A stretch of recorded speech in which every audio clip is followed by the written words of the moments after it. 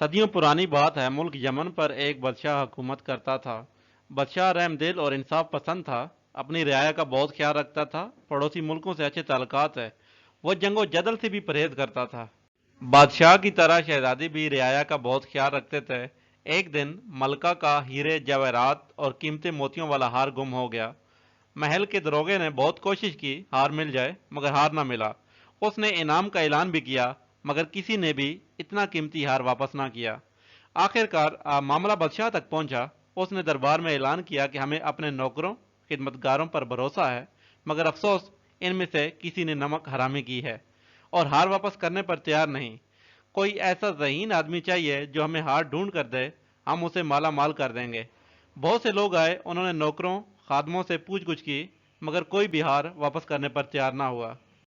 ایک دن دربار لگا ہوا تھا، ایک آدمی ایک گدھا پکڑے دربار میں آیا۔ بادشاہ سلامت، یہ جدائی گدھا ہے، یہ آپ کا ہار ڈھونڈ کر دے گا۔ ابو ذر نے کہا، مگر کیسے؟ بادشاہ نے حیرانگی سے پوچھا۔ وہ ایسے بادشاہ سلامت، سب نوکر خادم خادمائیں باری باری اس کی دم کو ہاتھ لگائیں گی۔ جو ہی ہار چرانے والا ہاتھ لگائے گا، یہ ڈھینچو ڈھینچو کرنے لگے گا۔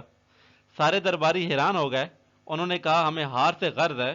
ابو ذر نے دو خیمے لگائے، ایک خیمے میں گدھا باندھ دیا اور دوسرے خیمے میں بادشاہ کے ساتھ بیٹھ گیا۔ ان سب نوکروں خادموں کو حکم دیا کہ وہ گدھی کی دم کو ہاتھ لگانے کے بعد اس خیمے سے ہوتے ہوئے بیر کو جائیں۔ سب باری باری گدھے والے خیمے سے ہوتے ہوئے گدھی کی دم کو ہاتھ لگاتے دوسرے خیمے میں داخل ہوتے گئے۔ ابو ذر سلام کے بہانے ان کے ہاتھوں کو سونگھتا اور بیٹھ جانے کی اجازت دیتا۔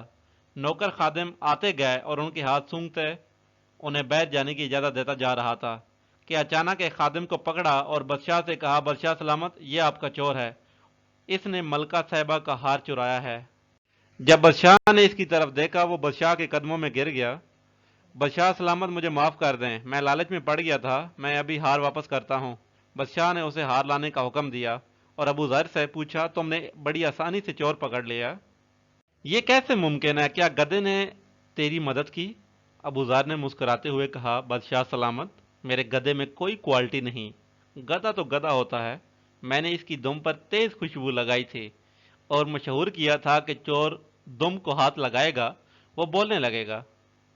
باقی سب نے گدھی کی دم کو ہاتھ لگایا، چونکہ یہ چور تھا اس نے ہاتھ نہیں لگایا، نہ اس کے ہاتھ پر خوشبو لگی، پس میں نے پہچان لیا یہی چور ہے۔